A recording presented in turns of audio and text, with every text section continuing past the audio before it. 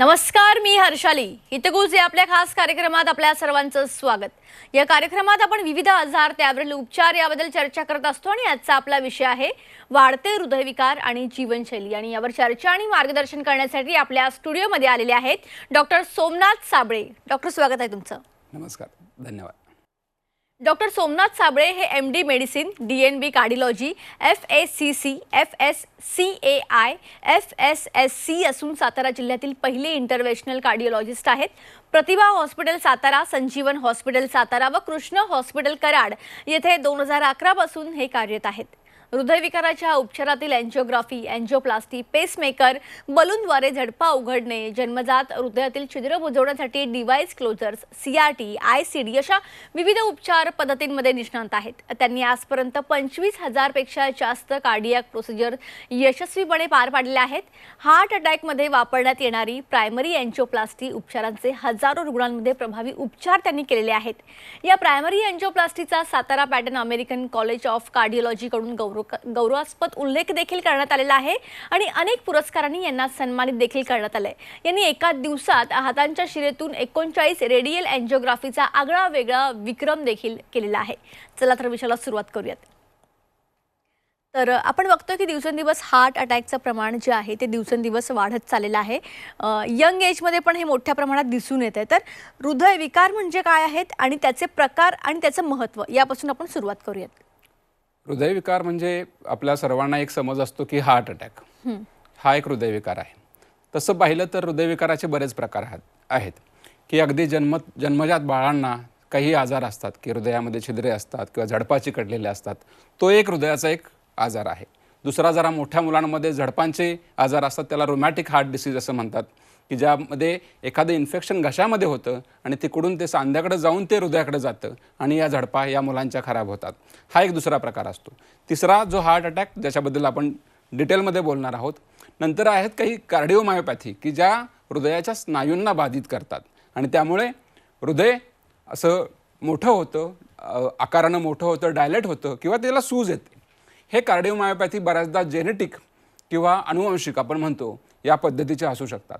नंतर असतात की डिजनरेटिव्ह की वार्धक्यामुळे येणारे आजार की ज्यामध्ये हृदयातली झडप चिकटते ॲओर्टामधली किंवा मग कंडक्शन सिस्टीम खराब होऊन हृदयाचे ठोके कमी व्हायला लागतात।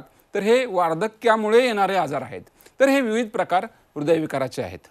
ओके, आता आपण हार्ट अटॅक विषयी बोलूया। तर हार्ट अटॅकचं प्रमाण दिवसेंदिवस वाढत तर चाललेलं आहेच, पण याचा धोका जास्तीत जास्त कोणाला असतो आणि याची लक्षणं काय आहेत जेणेकरून आपल्याला आधीच कळेल? बेसिकली जसं मी म्हटलं की हृदयविकारांची माणसाला भीती आहे। ती भीती काय आहे की बाकीच्या आजारांमध्ये कधी कधी आपल्याला ते समजायला, त्याच्यावर उपचार घ्यायला थोडा वेळ मिळतो, पण हृदयविकारामधला जो हार्ट अटॅक हा प्रकार आहे की हृदयविकाराचा झटका, की यामध्ये कित्येक पेशंट्सना दवाखान्यात जाण्यापर्यंत सुद्धा वेळ मिळत नाही। त्यामुळे वेळेचं महत्त्व जे आहे हे या हार्ट अटॅकमध्ये आहे।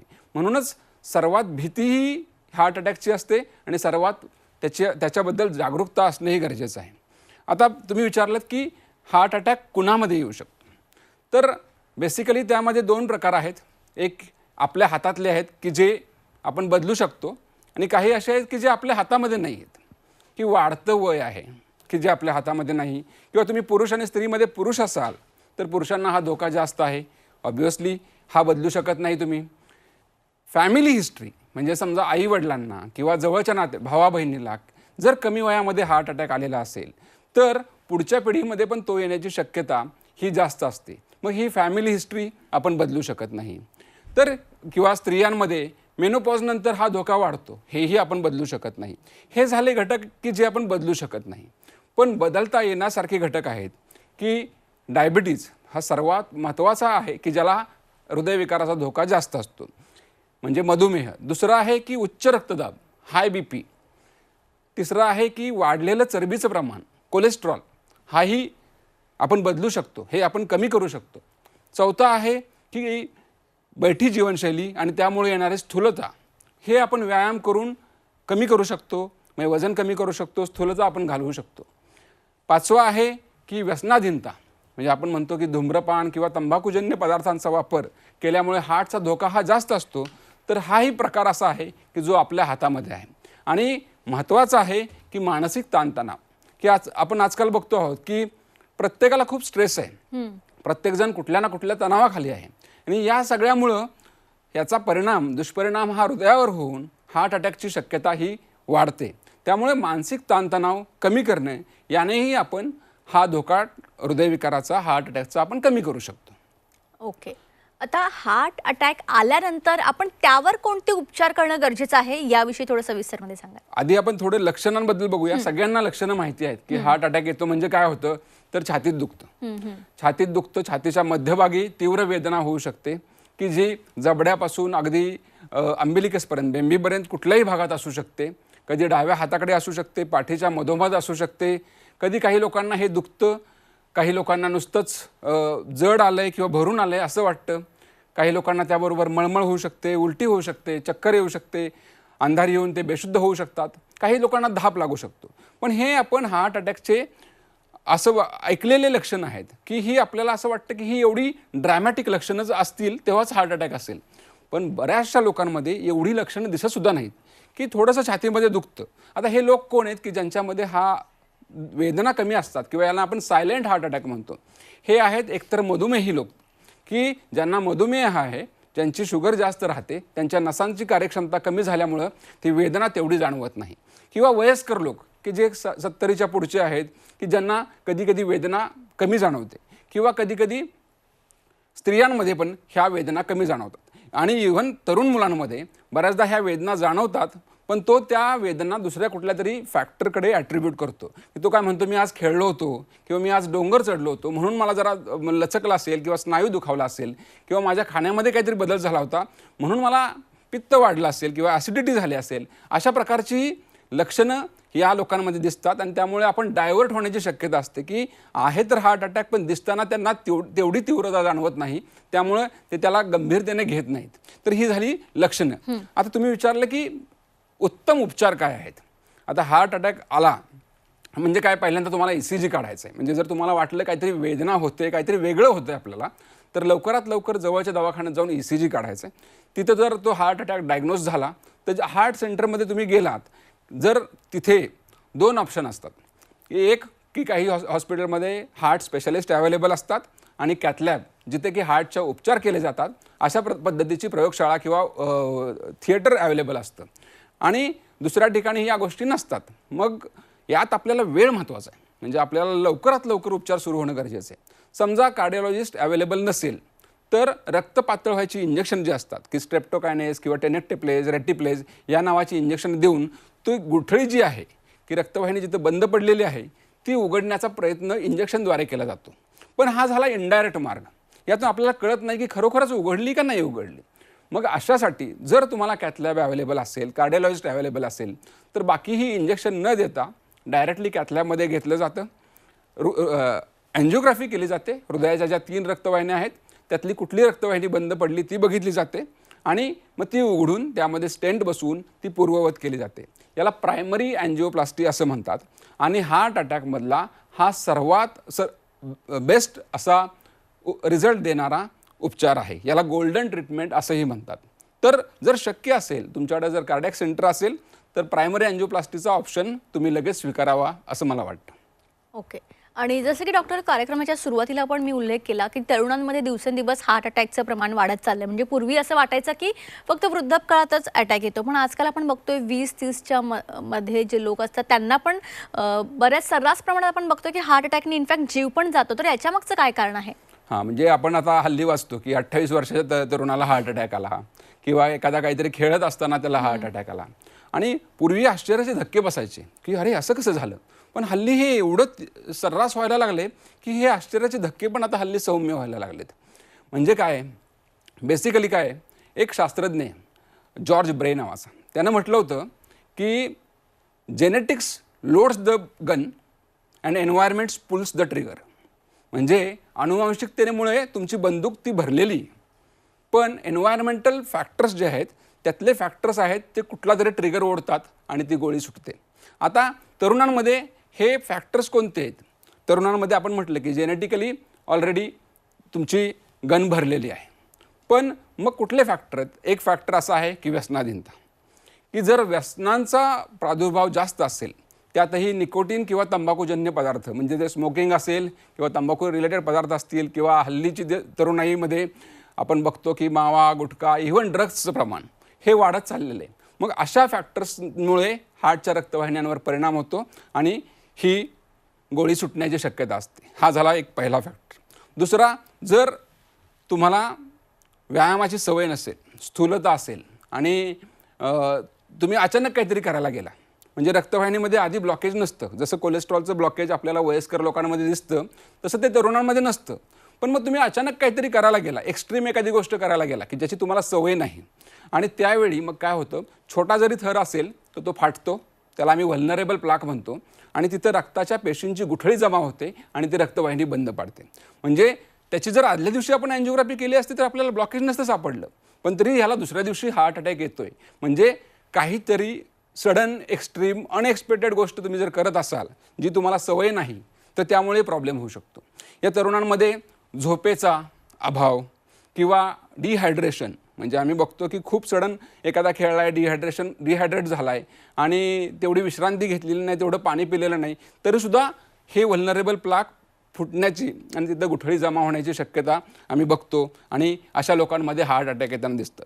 तर व्यसनाधीनतेबरोबर व्यायामाचा अभाव, व्यायामाचं फॅड, म्हणजे आपल्याकडे दोन टोकं बघतो आपण की एकामध्ये आहे की काहीच करत नाहीत आणि त्यामुळे प्रॉब्लेम होते. दुसरा प्रकार आहे की त्यांना असं इन्स्टंट काहीतरी करायचं, इन्स्टंट बॉडी बनवायची आणि इन्स्टंट सगळं करायचं, मग त्यासाठी एक्स्ट्रीम काहीतरी करत राहणं. मग कधी कधी जर एखादा मेडिकली गायडेड नसेल तर काही ट्रेनर सांगतात मग स्टेरॉइड घेतले जातात. काही लोकांना वजन कमी करायचं, मग त्यात काहीतरी हॉर्मोन वापरून वजन कमी केले जातात आणि अशा गोष्टींचाही परिणाम होतो. किंवा आपल्याला ते इगो असतो एक व्यायाम करताना की नाही मला हे एवढं करायचं आहे, मग ते तुमचं शरीर तेवढं तयार नसतं आणि तरी पण तुम्ही ते करण्याचा प्रयत्न करता आणि अशा वेळी काहीतरी चुकतं आणि अशा वेळी ती आर्टरी रप्चर होऊन तो गुठळी जमा होऊन तो हार्ट अटॅक येण्याची शक्यता आहे. तर हाही एक तरुणांमधला घटक आहे. जसं आपण म्हटलं की स्ट्रेसला कारणीभूत झोप चांगली पाहिजे, जेवण वेळेवर पाहिजे आणि तुमचा व्यायाम व्यवस्थित पाहिजे, तो बॅलन्स्ड गोष्टी पाहिजेत. आपण बॅलन्स गोष्टी नाही, आपल्याला सडनली वरती जायचं आहे, मग सडनली वर गेलं की तो खाली येण्याची शक्यता पण बऱ्याचदा जाणवते. त्यामुळे तरुणांनी मला असं वाटतं की या गोष्टींचा खूप विचार केला पाहिजे. अगदीच. आणि डॉक्टर, जेव्हा आपण टेस्ट करतो आणि जेव्हा ब्लॉकेजेस दिसतात तेव्हा आयदर आपण अँजिओप्लास्टी करतो किंवा बायपास करतो, पण अँजिओप्लास्टी कधी करतो आणि बायपास कधी करतो आपण? म्हणजे काय आहे की ह्या दोन्हीही उपचार पद्धती अशा आहेत की ज्या त्या ब्लॉकेजेस काढतात. आता जेव्हा आम्ही अँजिओग्राफी करतो, जर 70% पुढे ब्लॉकेज असेल, रक्तवाहिनीमध्ये 70% पुढे ब्लॉकेज जर गेलेलं असेल तर अँजिओप्लास्टी आम्ही सजेस्ट करतो. पूर्वी असं म्हणायचं की 1 किंवा 2 ब्लॉकेज असतील तर अँजिओप्लास्टी करा आणि 3 पेक्षा जास्त ब्लॉकेज जर असतील तर बायपास करा. पण हे आहे मॅथमॅटिक्स. पण आता असं राहिलेलं नाही. सायन्स जे इम्प्रूव्ह झालं तसं कार्डिओलॉजीमधले जे आमचे गोष्टी आहेत त्या सगळ्या खूप इम्प्रूव्ह झाल्या की स्टेंट्स वेगळे आले, आम्हाला इमेजिंगसाठी वेगवेगळ्या मदतीला काही उपकरणं आली, ज्याला आम्ही आयवस किंवा OCT म्हणतो, की हे कॅमेरे आम्ही आत घेऊन जातो आणि कुठे स्टेंट ठेवतोय हे बघतो, केवढा स्टेंट टाकायला पाहिजे, किती साईजचा टाकायला पाहिजे, किती तो फुगवायला पाहिजे. या गोष्टींनी आमची ॲक्युरसी अँजिओप्लास्टीमधली वाढली. त्यामुळे 1 किंवा 2 ब्लॉक असं काही अँजिओप्लास्टीसाठी राहिलेलं नाही. कितीही ब्लॉकेजेस असतील आणि तर ते अँजिओप्लास्टीसाठी सुटेबल असतील तर अँजिओप्लास्टी केली पाहिजे. पण असे काही ब्लॉकेज असतात की समजा कॅल्शियमचे खूप कडक ब्लॉकेजेस आहेत किंवा जुने ब्लॉकेजेस आहेत किंवा वाकड्या तिकड्या रक्तवाहिन्या आहेत किंवा एखादा पेशंट गोळ्या नाही खाऊ शकत कुठल्या कारणांमुळे, अशा लोकांमध्ये आम्ही बऱ्याचदा बायपासचा सल्ला देतो. तर या 2 पद्धती ज्या आहेत ह्या उपचारातल्या शास्त्रीय पद्धती आहेत की ज्या ब्लॉकेजला काही ना काही मार्गाने मार्ग काढतात, पर्याय देतात. त्यामुळं अँजिओप्लास्टी हे वेगळे, बायपास हे वेगळे, पण बऱ्याचदा बायपासला चांगला ऑप्शन म्हणून अँजिओप्लास्टी आता पुढे आलेली आहे. ओके. तर प्रेक्षकांना हृदयविकार आणि जीवनशैली यावरची आपली ही चर्चा डॉक्टर सोमनाथ साबळे यांच्यासोबत अशीच चालू राहील. इथे आपण एक छोटासा ब्रेक घेऊया, लगेच परत येऊया. ब्रेक नंतर आपल्या सर्वांचं पुन्हा एकदा स्वागत. हृदयविकार आणि जीवनशैली या विषयावर आपण चर्चा करत होतो डॉक्टर सोमनाथ साबळे यांच्यासोबत. पुन्हा एकदा विषयाला सुरुवात करूयात. तर डॉक्टर, ब्रेकवर जाण्यापूर्वी आपण अँजिओप्लास्टी आणि बायपास कधी करावं याविषयी चर्चा केली. तर अँजिओप्लास्टी केल्यानंतर आपण कोणती काळजी घेणं गरजेचं आहे त्याविषयी आपल्या प्रेक्षकांना सांगाल? बेसिकली जेव्हा आपण अँजिओप्लास्टी करतो तेव्हा आपण एक कृत्रिम गोष्ट शरीरामध्ये किंवा रक्तवाहिनीमध्ये बसवतो. त्याला आपण स्टेंट म्हणतो, म्हणजे जाळी किंवा स्प्रिंग या प्रकारची ती असते. तर बेसिकली जसं गुठळ्या इतर ठिकाणी होतात किंवा कोलेस्ट्रॉलचे थर इतर ठिकाणी जसे जमा होतात तसे त्या स्प्रिंगमध्ये किंवा स्टेंटमध्ये पण जमा होऊ शकतात. त्यामुळे आपल्याला ही काळजी जी आहे ही आयुष्यभरासाठी निरंतर घ्यायची आहे. काय काळजी घ्यायची आहे? बेसिकली लाईफस्टाईल, जसं आपण म्हणतो की जीवनशैली आपल्याला चांगली बदलायची आहे. जसं सांगितलं की व्यायाम हवा आहे, खाण्याची पथ्य हवीत आपल्याला. त्याचबरोबर आम्ही ज्या रक्तपातळ व्हायच्या गोळ्या किंवा कोलेस्ट्रॉल कमी होण्याच्या ज्या गोळ्या देतो त्या गोळ्या तुम्ही नियमितपणे घ्यायला पाहिजेत. त्याचं रेग्युलर चेकअप करत करत त्याच्या डोसेस कमी जास्त आपल्या तज्ज्ञांच्या साहाय्याने करायला पाहिजेत. आणि एकदा ब्लॉकेज झाला तर तुमची टेंडन्सी आहे, तुम्हाला ती टेंडन्सी तुम्ही घालवू शकत नाही, पण त्या टेंडन्सीला तुम्ही मर्यादेत ठेवू शकता. त्यामुळे ही पथ्य काटेकोरपणे पाळणे, औषधे व्यवस्थित घेणे हे खूप गरजेचं आहे एखाद्याची जर अँजिओप्लास्टी झाली असेल तर. ओके. आता डॉक्टर, सगळ्यात महत्त्वाचा प्रश्न की हार्ट अटॅक येण्याआधी आपल्याला कळणं शक्य आहे का, की तसे काही सिम्पटम्स, आणि सगळ्यात महत्त्वाचं यासाठी कोणत्या टेस्ट आहेत का ज्या आपण टाईम टू टाईम केल्या तर आपल्याला याचा अंदाज येईल? म्हणजे अगदी हार्ट अटॅक येणार आहे समजा उद्या येणार आणि मला आज कळेल का, तर कदाचित उत्तर सगळ्यांनाच हो मिळेल असं नाहीये. पण काही वर्षानंतर येऊ शकतो का किंवा काही महिन्यानंतर येऊ शकतो का, हे तपासणाऱ्या काही तपासण्या, हे जाणून घेण्यासाठी काही तपासण्या आहेत. म्हणजे साधा ECG आहे की ज्यामध्ये आपल्याला काही गोंधळ कळू शकतो. 2D इकोकार्डिओग्राफी, जे हृदयाचा स्नायू आपल्याला कळतो, तिथं कुठे रक्तपुरवठा कमी झाला तर तो स्नायू थोडासा कमी हालचाल करतो, तिथून कळू शकतं. साधी तपासणी स्ट्रेस टेस्ट, की ज्याला आम्ही ट्रेडमिल टेस्ट म्हणतो, की ह्या चालतानाचा ECG आहे. आम्ही रुग्णाला, त्या व्यक्तीला पळायला लावतो 9 मिनटं आणि 9 मिनटं पळत असताना त्याचा ECG काढत असतो. तो ECG जर नॉर्मल राहत असेल तर त्या माणसाला काही प्रॉब्लेम नाही, पण तो जर पळताना त्या ECG मध्ये बदल घडत असेल तर याचा शक्यता आहे की त्या व्यक्तीला ब्लॉकेज असू शकतं. म्हणजे ही इनडायरेक्ट कळण्याची मार्ग आहे. आणि चौथा महत्त्वाचा आहे की अँजिओग्राफी. पण जसं मगाशी मी म्हटलं की वयस्कर लोकांमध्ये हळूहळू कोलेस्ट्रॉलचे ब्लॉक वाढत वाढत वाढत वाढत गेल्यानंतर तो हार्ट अटॅक येतो. पण तरुणांमध्ये हे बऱ्याचदा फसवळ असू शकतं की अँजिओग्राफी जरी केली नॉर्मल आहे तरी तुम्हाला परत अटॅक येऊ शकतो का, तर अटॅक येऊ शकतो. काही रुग्णांमध्ये जर तो प्लाक रप्चर झाला आणि गुठळी जमा झाली तर तिथं आपल्याला ह्या आधीच्या तपासण्यांचा काही उपयोग होत नाही. पण तरीही जनरली चालल्यानंतर किंवा श्रम केल्यानंतर छातीच्या मध्यभागी जर वेदना होत असेल आणि थांबल्यानंतर राहून जाते, किंवा स्टेप्स तुम्ही पायऱ्या चढता आहात आणि छातीवर दाब पडतोय आणि मग थांबला की राहतोय, तर हा अंजायना जो आहे हा ब्लॉकेजेसचं एक लक्षण असू शकतं. आणि हे ब्लॉकेजेस कुठल्या मर्यादेत आहेत ते आपल्याला अँजिओग्राफीत समजू शकतं. तर साध्या लक्षणांवरून, साध्या तपासण्यांवरून आपण एक अंदाज बांधू शकतो की ह्या व्यक्तीला भविष्यात हार्ट अटॅक येऊ शकतो. ओके. आता हृदयविकारामधील आधुनिक उपचार काय आहेत याविषयी थोडक्यात सांगा. जसं मी म्हटलं मगाशी की बायपास हा खूप कॉम्प्लिकेटेड ब्लॉकेजेससाठी वापरला जायचा. आता अँजिओप्लास्टी त्या कॉम्प्लिकेटेड ब्लॉकेजेसमध्ये, की जर कॅल्शियमचे ब्लॉकेजेस असतील, कडक ब्लॉकेजेस असतील, तर आम्ही रोटा ॲब्लेशन नावाची एक ट्रीटमेंट आहे की ज्यामध्ये आम्ही त्या रक्तवाहिनीमधले कॅल्शियमचे ब्लॉक्स ड्रिलिंग करून ते घालवतो. किंवा इंट्राव्हॅस्क्युलर लिथोट्रिप्सी, जी किडनीमधले स्टोन फोडण्यासाठी वापरली जायची, तीच टेक्नॉलॉजी आम्ही ते कॅल्शियमचे ब्लॉकेजेस फोडण्यासाठी वापरतो. आणि आयवस आणि OCT यांच्या साह्यानं हे जर आम्ही स्टेंट्स व्यवस्थित वापरू शकलो तर याचे रिझल्ट हे खूप चांगले मिळतात. म्हणजे बायपास इतकेच चांगले रिझल्ट मिळतात. तर या प्रकारचे जे उपचार आहेत हे अँजिओप्लास्टीमध्ये, कॉम्प्लेक्स अँजिओप्लास्टीमध्ये आजकाल अवेलेबल आहेत. आमच्या साताऱ्यासारख्या ठिकाणी पण हे सगळ्या गोष्टी आम्ही आता ह्या करत आहोत. ओके. आता हृदयविकार टाळण्यासाठी एकंदरीतच जीवनशैली कशी असली पाहिजे याविषयी आपल्या प्रेक्षकांना सांगा. हां, जीवनशैलीमध्ये जसं आपण बोलतो आहोत की आहार, विहार, व्यायाम आणि ताणतणाव. आहारामध्ये जसं म्हटलं की हार्टचा आपल्याला जर आजार नको आहे तर आपल्याला खाण्यामध्ये काही बदल केले पाहिजेत. दुसरी गोष्ट, तुम्हाला जास्त जगायचं आहे ना तर तुमचा कॅलरिक इंटेक हा कमी असला पाहिजे. म्हणजे नॉर्मली रिक्वायरमेंटच्या 30% जर तुम्ही कमी कॅलरी खाल्ल्या तर तुमचं आयुष्य वाढतं. हे टेलोमेअर थिअरीनं खूप वेळा प्रूव्ह केलेलं आहे. त्यामुळे आहारात कॅलरीज बघणं खूप महत्त्वाचं आहे. ऑब्व्हियसली कोलेस्ट्रॉल वाढवणारे काही घटक असतात की आपण म्हणतो की नॉनव्हेज आहेत किंवा काही स्निग्ध पदार्थ आहेत की ज्याचं सेवन केल्यामुळं कोलेस्ट्रॉल वाढतं आहे. तर या गोष्टी आपल्याला लिमिटेड करायच्यात. ब्लड प्रेशर वाढू नये म्हणून आपल्याला मीठ किंवा खारवलेल्या गोष्टी कमी करायच्यात. नंतर जर तुम्हाला डायबिटीज असेल तर तो जास्तीत जास्त चांगला कंट्रोलमध्ये ठेवायचा आहे. त्याचबरोबर व्यसनाधीनता असेल तर ती पूर्णपणे तुम्हाला बंद करायची. मग ते कुठल्याही फॉर्ममधलं व्यसन असेल तर ते तुम्हाला बंद करायचं जर तुम्हाला हार्ट डिसीज तुम्हाला यायचा नको आहे. तर हे व्यसन आणि आहार. आता व्यायामाचा जो मुद्दा आहे की दिवसाकाठी 30 ते 45 मिनिटं आणि आठवड्याकाठी कमीत कमी 5 दिवस तुम्ही व्यायाम असे करणं गरजेचं आहे की ज्यामध्ये तुमचं हार्ट रेट वाढेल. ज्याला आपण कार्डिओ एक्सरसाइजेस म्हणतो. मग त्यात चालणं, थोडं ब्रिस्क वॉकिंग, थोडं जॉगिंग, रनिंग, सायकलिंग, स्विमिंग किंवा खेळ, काही प्रकारचे खेळ हे तुम्ही करू शकता.